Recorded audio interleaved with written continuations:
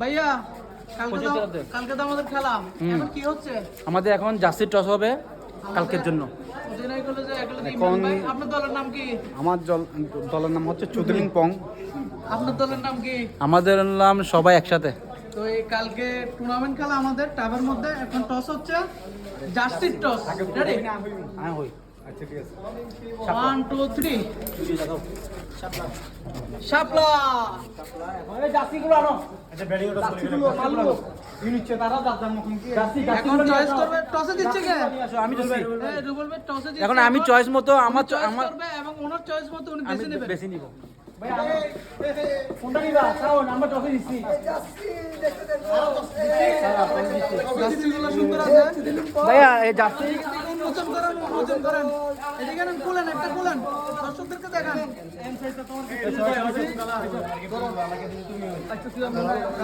সুন্দর আছে,